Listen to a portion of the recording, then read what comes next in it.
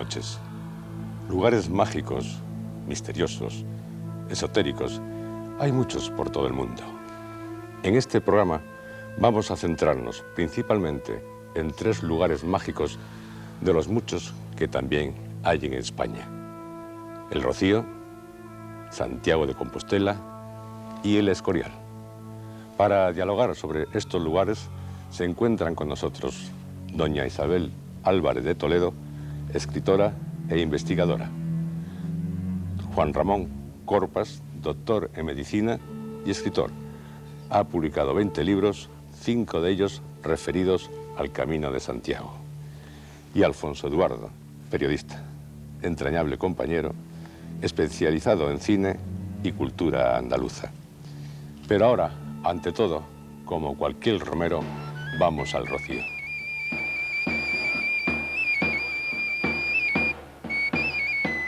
Atravesar el Guadalquivir, bañarse en el Quema, adentrarse en el Coto de Doñana, respirar las arenas de las dunas o de la Raya Real, son tramos de un camino que el peregrino romero recorre para que, cercano al éxtasis, alcance un lugar mágico de España: el Rocío. La Virgen de Rocío, la que está ahí en esa ermita blanca, escogió este lugar porque es mágico para ella. Y a su vez porque, yo no sé, pero me parece que desde allí en las alturas vio a su gente, aquellos ardeanos de antaño, que entonces esto no era Ardea, esto era marisma y choza, una aquí y otra a 10 kilómetros, y le gustó este lugar. Y aquí, bueno, podemos ver todos los años en romería cómo todas las hermandades acuden a este lugar porque, podemos decir, porque este lugar es mágico.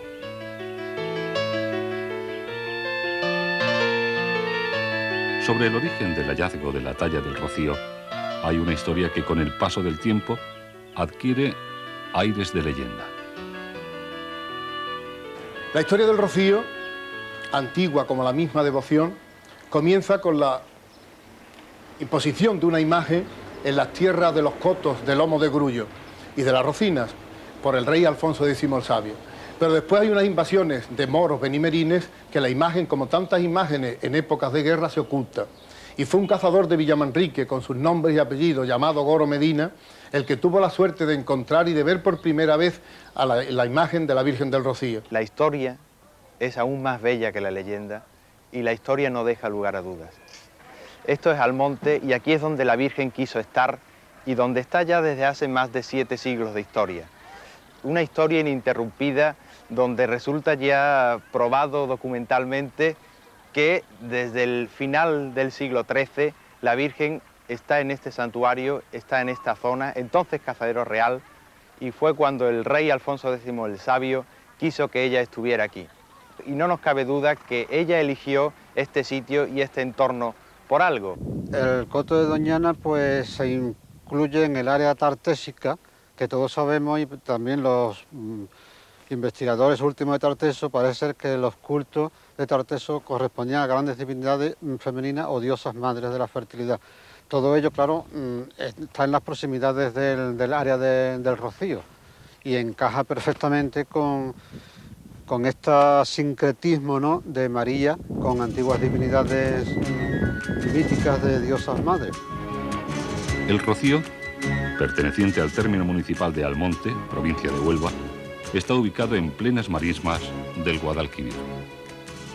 Este mágico lugar ha sido elegido por todas y cada una de las civilizaciones ibéricas para celebrar sus más íntimos ritos. Desde los ancestrales tartésicos, orgías fenicias y fiestas romanas, hasta los rezos musulmanes para continuar con las celebraciones cristianas desde el reinado de Alfonso X el Sabio hasta nuestros días. Este lugar, por tanto, es el que genera ese profundo sentimiento que todo rociero profesa y que no sabe explicar. Una vez que los peregrinos romeros han atravesado el Guadalquivir, significa ya la entrada en un paraje mítico que ya promete la presencia, si no inmediata, si próxima, de la Señora, y ya se nota que el romero se desinhibe, parece que olvida la civilización y está viviendo pues unas sensaciones misteriosas o religiosas que van en el entorno perfectamente de todo el paraje que estamos contemplando. Es muy difícil expresar. Dios se ha servido, yo estoy convencido de ello, de este lugar y de esta imagen, para que sea un camino directo a Cristo, al Hijo de la Virgen del Rocío. Que aquí se cita 1 millón de personas cada Pentecostés, y lo que también es muy importante, cada fin de semana 50 o 60.000 personas, yo creo que pone de manifiesto que efectivamente este es un lugar elegido. Nosotros nos sentimos enormemente privilegiados por tener este don que nos ha sido dado, que es un regalo que se nos ha dado. Un grupo de amigos del monte, hombres con la piel curtida por estos aires marismeños, hombres del caballo, y queremos hacer un camino con idea de unir los dos caminos, desde Almonte, desde el Rocío a Santiago. Salir tiene 28 etapas, 28 días de camino. Salir a caballo desde aquí, desde la puerta de la ermita, y llegar hasta las plantas de Santiago de Compostela y llevarle al santo un ramo de flores de aquí, de esta bendita Virgen. Y con eso también uníamos los caminos de Santiago al Rocío y el Rocío a Santiago. El Rocío. Doña Isabel, ¿usted cree que es mágico el lugar? Para Alfonso XI, que fue el autor del libro de Monterías, porque parece ser que no fue Alfonso X, pues era un magnífico cazadero de jabalís entre la ermita de las Rocinas y la ermita de Santa Olalla. Eso es lo que puedo decir de la magia. Bueno, aparte de esto había un embarcadero que está en activo a principios del siglo XIV, en 2 peajes, uno de Niebla y otro el Duque de Medina Sidonia.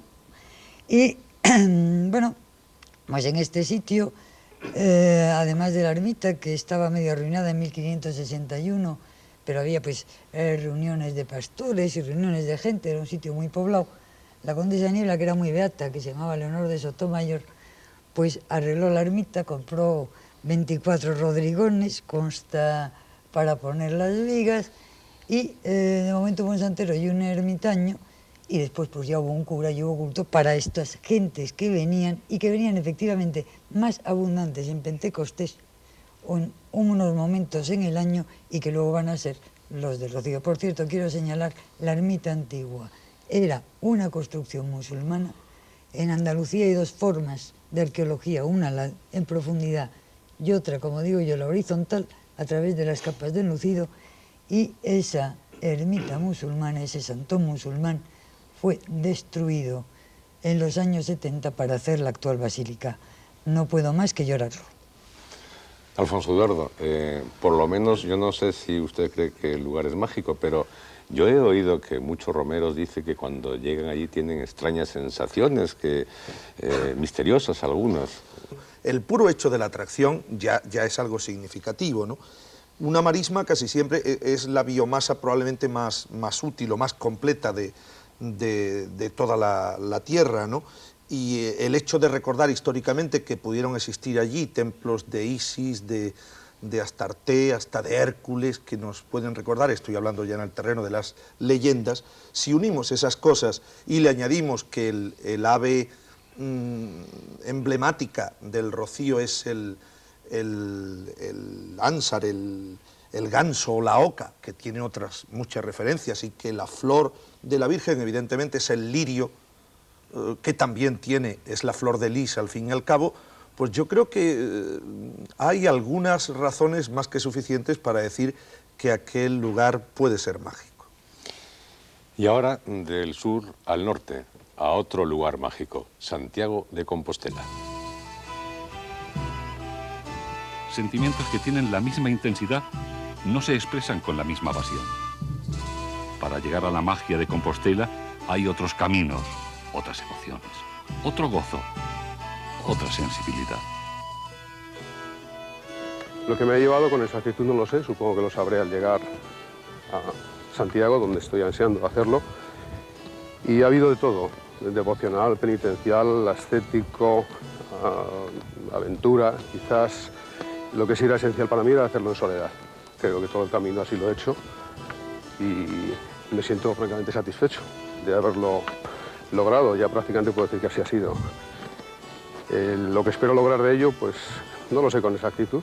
Desde luego he recibido una fuerza inmensa. La encrucijada cultural de la iglesia de Unate. El punto donde confluyen los tres caminos en Puente la Reina. La maravilla románica de Fromista. El ocultismo templario de Ponferrada. El intimismo de Villafranca del Bierzo. Las pallozas y milagro del Cebreiro. Son puntos que todo buen peregrino ha de recorrer hasta llegar finalmente al Monte do Gozo.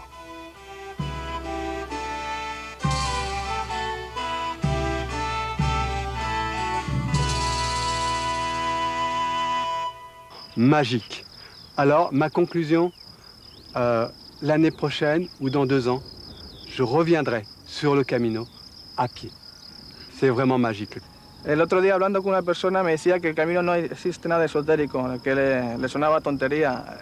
A mí es todo lo contrario. Yo creo que hay más esotérico que religioso. Al fin, el peregrino llega al Monte del Gozo. Vislumbra por primera vez las agujas de la catedral donde se afirma que yace el apóstol. Corría el año 812, allá en el siglo IX. Una estrella brillaba en el campo en tiempos del rey asturleonés Alfonso II el Casto. Eran tiempos de íntima religiosidad.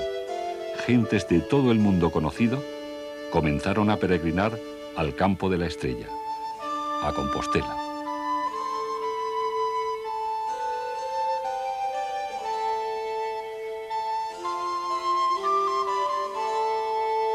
El sepulcro de Santiago es mucho más antiguo que el mismo Santiago en sí.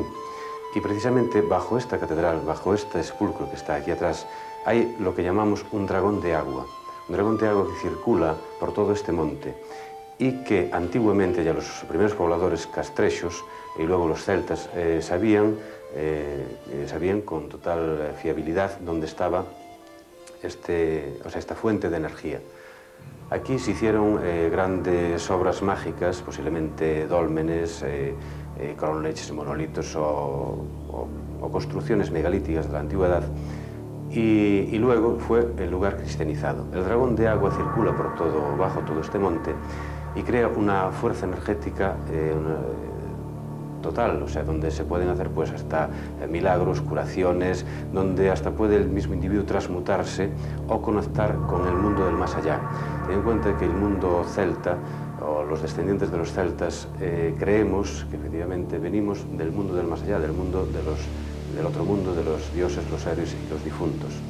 Los peregrinos creen que el final del camino que está en Compostela, pero Compostela es un paso para conectar con la Costa de la Muerte, con el mundo del más allá. Y entonces el peregrino llega a Finisterre, o a Fisterra, llega a San Andrés de Eixido y allí conecta con el mundo del más allá, con el mundo de los muertos. La Costa de la Muerte no es precisamente porque haya tantos accidentes marítimos, sino porque se conecta con el mundo de los muertos, los héroes y los difuntos. Y entonces el peregrino llega a la Costa de la Muerte, se desnuda, quema sus ropas y conecta con el mundo del más allá, luego de ver una puesta de sol, porque precisamente los celtas suponían que venían de ese mundo, del mundo del más allá, que se encontraba más allá de esa costa.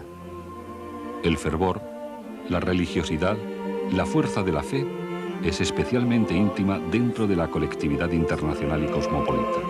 Y un caso para destacar es un holandés que me dijo que era agnóstico. Y a mí me pregunta, porque me parecía a mí que el camino estaba relacionado con algo espiritual, y me dijo que él, aunque no creía, sí que lo iba a repetir el próximo año con toda su familia, porque le iba a dar la liberación, le estaba descargando el camino, o sea que de mágico se trata. Pues también lo tiene, ¿cómo no? Es la atracción del lugar. Señor Corpas, porque indudablemente el lugar mágico se llama Santiago de Compostela. Entonces, ¿qué podemos considerar a Santiago? ¿Como un panteón o un lugar de misterios, de enigmas? Sin duda, los primeros en recorrer este camino fueron los celtas buscando el poniente, buscando el fin del mundo, buscando la Costa de la Muerte, buscando el fin del ciclo solar de su religión, y eso lo hemos seguido repitiendo a lo largo de todas las religiones. O sea que es un camino iniciático en el fondo. Por supuesto, y es, yo creo, el mayor panteón de España. Es decir, que a lo largo del Camino de Santiago hay al menos 6 grandes panteones reales: San Juan de la Peña, Leire, Pamplona, Nájera, las huelgas de Burgos, San Isidoro de León, aparte de enterramientos desde una ninfa cerca de Roncesvalles hasta los Pares de Francia o hasta César Borgia, por no citar a otra multitud de personajes señalados. Querría decir una palabra sobre Santiago, que el pobre Prisciliano, que era agnóstico, no agnóstico, sino agnóstico, pero bastante racionalista y unitario, que es probablemente los huesos que descansan allí, muerto en Aix-la-Chapelle entre el 385, ¿verdad?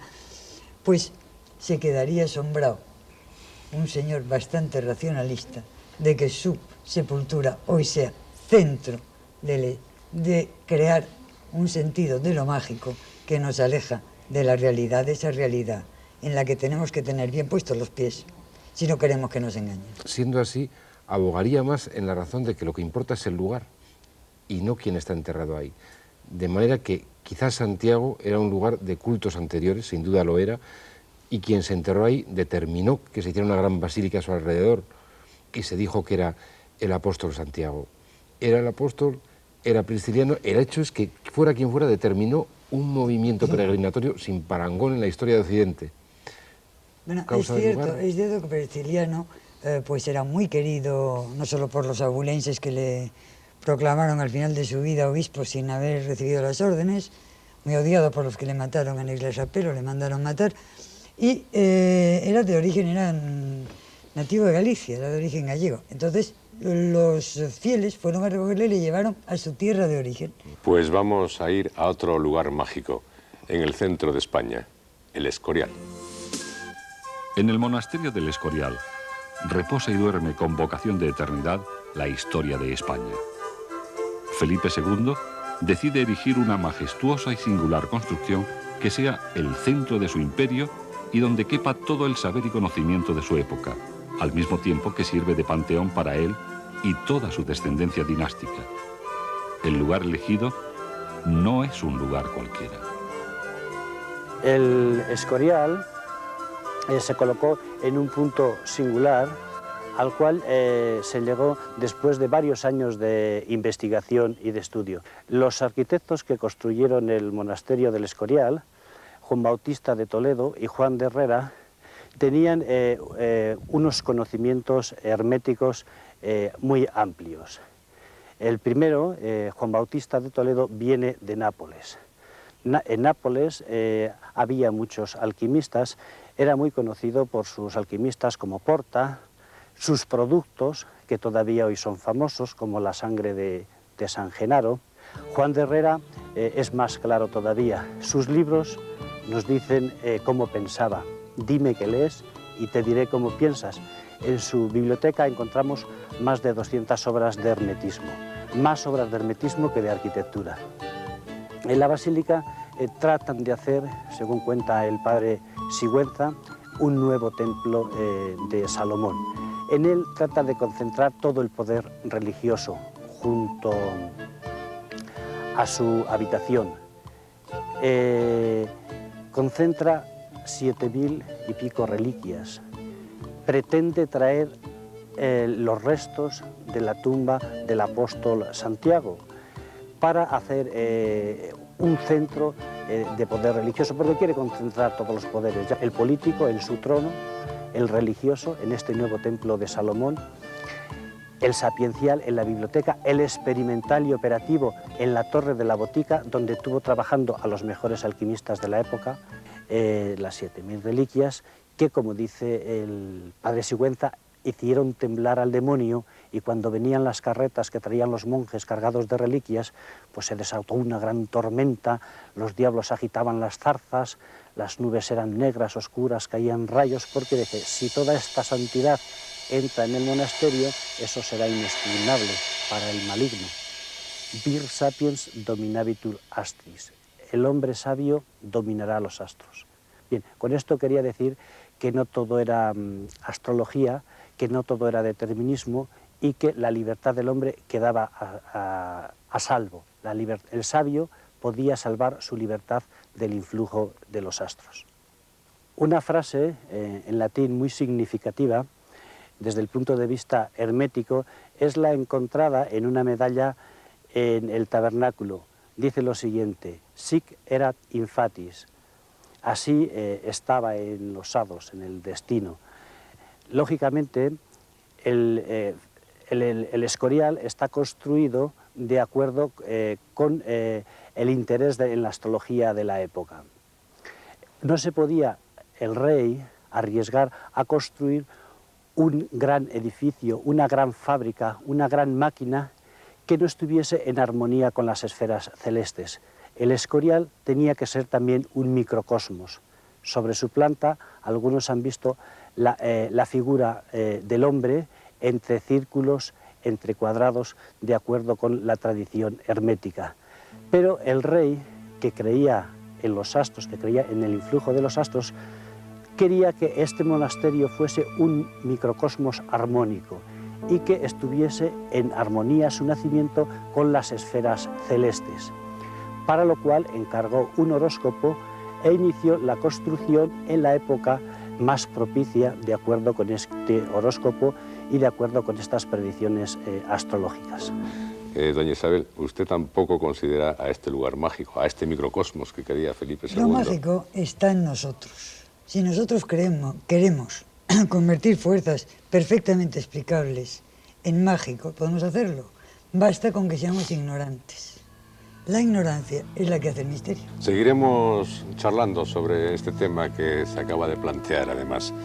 Por favor, si alguien de ustedes en este momento pensaba abandonarnos, pues no lo haga, porque a continuación, tras una breve pausa, tal vez se encuentre con una sorpresa relacionada con los lugares mágicos que estamos tratando. Santiago de Compostela y Alfonso II el Casto, el Rocío y Alfonso X el Sabio, San Lorenzo del Escorial y Felipe II, España siglo a siglo. ¿No son demasiadas coincidencias?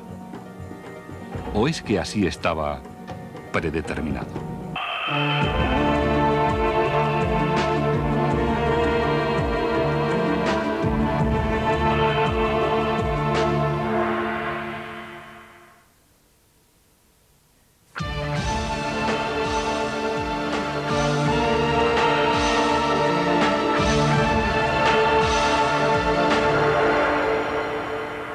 El Rocío, Santiago de Compostela y el Escorial. 3 lugares mágicos de los muchos que hay en España. Pero cabe preguntarnos si existe la posibilidad de que estén relacionados entre sí. Sic era infatis. Así estaba escrito. Santiago de Compostela y Alfonso II el Casto. El Rocío y Alfonso X el Sabio. San Lorenzo del Escorial y Felipe II. España, siglo a siglo. El equipo de investigación de fuerzas ocultas ha descubierto los siguientes detalles. Si medimos la distancia que hay entre el Escorial y Santiago de Compostela y la comparamos con la que existe entre el Rocío y el Escorial, podemos afirmar que es exactamente la misma. ¿Es solo una coincidencia? Ni Compostela ni el Rocío están al borde del mar, pero sí muy cercanos a la costa. Unos puntos próximos son respectivamente Finisterre y Palos, es decir, el final de la tierra conocida en la Edad Media y el inicio del descubrimiento del Nuevo Mundo. ¿Es otra coincidencia? La historia nos cuenta que Isabel la Católica acepta formalmente financiar el viaje de Cristóbal Colón en el campamento del asedio de Granada y que tras el descubrimiento, el 12 de octubre de 1492, Día de la Virgen del Pilar, retorna a España para notificar el éxito del viaje de forma oficial a los Reyes Católicos en el Salón de Tinell en Barcelona. Pues bien, si medimos las distancias entre el puerto de Palos, muy próximo al Rocío, y el campamento de Santa Fe, lugares relacionados con el inicio del descubrimiento, podemos comprobar que es exactamente la misma distancia que hay entre Zaragoza, sede de la Virgen del Pilar, y Barcelona, ambas ciudades relacionadas con el feliz final de aquel épico viaje. ¿Es otra coincidencia? Pero hay más. La cristianización de España se inicia desde la gruta de Covadonga y la evangelización de América es por antonomasia reconocida en la imagen de Guadalupe, probablemente por ser extremeños la mayoría de los marineros embarcados en las distintas expediciones. Lo desconcertante es que la distancia entre Covadonga y Santiago de Compostela es exactamente la misma que hay entre la ermita del Rocío y el monasterio de Guadalupe. Otra coincidencia. Solo nos queda hacer la siguiente reflexión.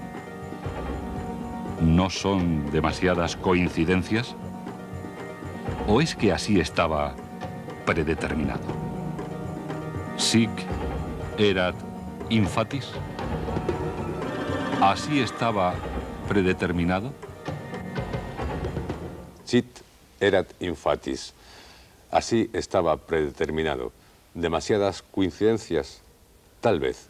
A algunos quizá esto no les represente absolutamente nada. ¿Qué opina Alfonso Eduardo? Hombre, evidentemente lo que yo creo es que nos movemos en este mundo claramente entre hechos, entre cuestiones absolutamente racionales e irracionales. Eso está claro.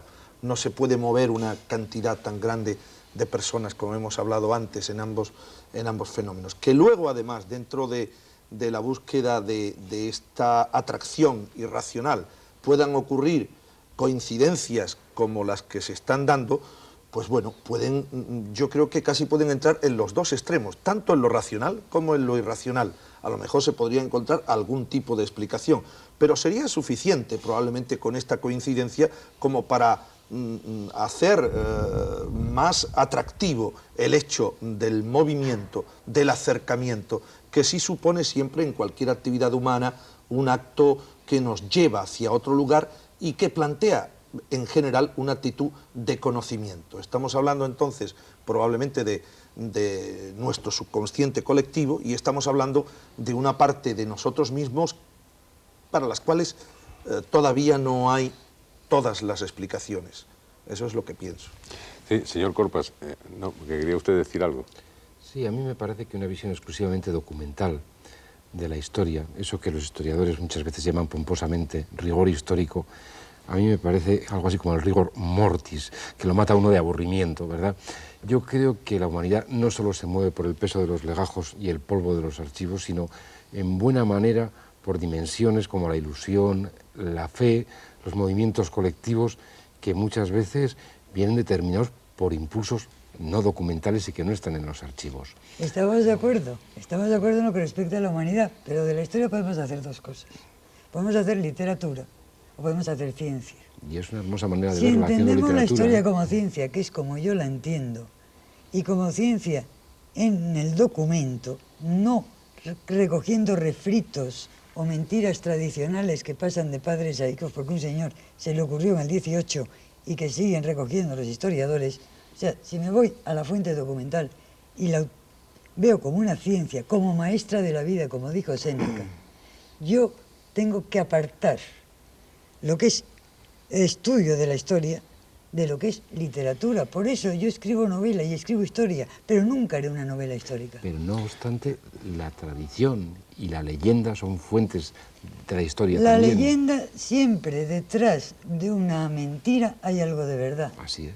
Eso siempre.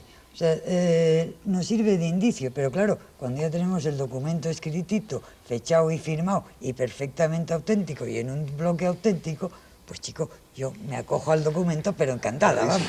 Pero no se ha podido acabar con todas las leyendas. Lo que nunca cabe duda es que cuando aparece un hecho, ellas, evidentemente puede ocurrir así. Efectivamente. Pero, señor Corpas, usted como escritor, y además sabemos que como poeta, hablando entonces desde la literatura y desde la ciencia como doctor, todo esto que hemos planteado, esas coincidencias sobre una posible unidad de España según vamos viendo distancias, lugares mágicos, porque estamos hablando de sitios como Covadonga, donde se inició la Reconquista, de Santiago de Compostela, del Escorial, de donde Colón fue recibido por los Reyes Católicos en Barcelona, el Pilar de Zaragoza. ¿No son muchas coincidencias para pensar que es una simple coincidencia? Es muy difícil de saber. Por lo pronto, yo creo que a estos fenómenos hay que enfrentarse sin ningún prejuicio. Es no han de ser mentira por el hecho de que sean o no casuales. Y yo sí que en algún trabajo de investigación que he realizado me he encontrado con cosas sorprendentes y muy sugerentes. Por ejemplo, encontrar dos ciudades gemelas entre el Camino de Santiago francés, la Vía Podense, que es Le Puy-en-Velay, y Estella en España, dos ciudades que son absolutamente simétricas en su disposición. O dos iglesias románicas equidistantes de Estella con dos portadas iguales pero invertidas, un hecho único que yo sepa en el románico, y emparentadas con otra que está a su vez junto a la de Le Puy-en-Velay, esta gemela de la de Estella, como si hubieran sido concebidas una junto a la otra. Y estamos hablando del final de la Alta Edad Media, del primer milenio. O como si los habitantes de una ciudad hubieran reproducido la otra en un movimiento migratorio. Algo hay, de todas formas, de esos parentescos y de esos juegos numerológicos. O sea que más coincidencias de las que hemos estado señalando. Por supuesto. Alfonso Eduardo, ¿qué opina usted de esta posible configuración de la unidad? Yo insisto en el mismo hecho que evidentemente ocurren cosas que están fuera de nuestro posible control. Estoy a favor, por supuesto, de que cualquier descubrimiento positivo y que nos da una razón diferente, pues tenemos que colocarnos ante la verdad, pero estoy también totalmente de acuerdo con que nos queda mucho por aprender y no lo tenemos todo aclarado. O sea que también debemos aceptar algunas veces como verdad pues las leyendas, las tradiciones... O como primer paso de un camino. O como primer paso. Exactamente, pues ¿por qué no se puede haber un equipo de personas que investigue esos hechos si existe alguna relación, entrando un poco más de profundidad en su historia, al darnos estos 4 datos que nos han dado comparativamente el equipo de este programa, al cual felicito, por cierto, por la buena idea, pues por la buena idea y por la buena investigación, pues me parece que puede ser el primer paso para algunas otras personas interesadas en el mismo camino a seguir por él, ¿no? Sí, doña Isabel, no desde la literatura, desde la ciencia. ¿Cuál es su opinión? Desde el conocimiento de la historia, que es la única ciencia que más o menos, a base de leer muchos papelitos, conozco, ¿no? Me gustaría una cosa, que usted hablase de la guía turística, la primera guía turística que existe, que me parece que es del siglo X o XI, no me acuerdo, 12, exactamente. El 1.1 me ha hecho... porque es muy interesante, porque claro, se ve que hay una cierta idea ya del negocio turístico. Tiene mucho interés lo que ha dicho doña Isabel, pero no solo como interés turístico, también como interés político. El primer trazado del Camino de Santiago tiene un sentido repoblador. Es decir, Sancho el Mayor de Navarra lo que pretende es asentar poblaciones en algo recién conquistado para que si viene el moro haya quien lo defienda. Bueno, yo pienso que ya había pobladores, ya había población pero allí, no una población... Esas migraciones que pero pensamos... no una población estable. No es posible. Y de hecho los primeros fueros de repoblación exigen unas condiciones a los colonos para que se establezcan. Les exigen que cultiven vid, que exigen unas estancias de 7 y 8 años y no cereal, que pueden irse en cuanto haya un cataclismo de índole política. Y luego Cluny es quien, en efecto, promociona de forma turística, por medio del Codex Calistinus y por medio del Papa Calixto II, sobre todo, que además está muy ligado con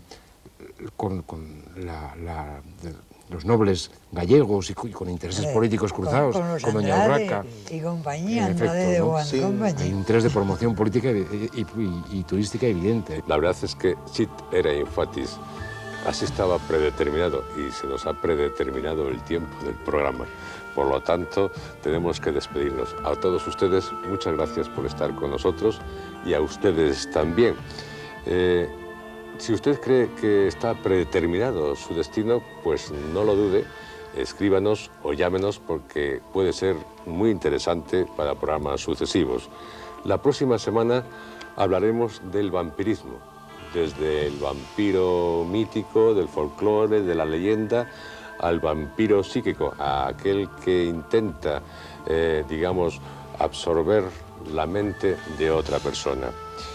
Y hasta entonces, que sean felices en su lugar mágico y buenas noches. ¿Has sentido alguna vez la sensación de estar vampirizado por alguien? En definitiva, poseído por otra persona. Le dije, te invito a una copa si me dejas beber un poco de tu sangre. Sí, dejé que bebiera mi sangre y me corté para asegurarme de que no había dificultades. Los vampiros significan dos cosas, poder y sexo. La bestia que hay dentro forma parte de todos nosotros. Es el mal. El vampiro es un ser que es inmortal. ¿Qué hay en el mito del vampiro que explique este permanente interés? Ahora te toca a ti.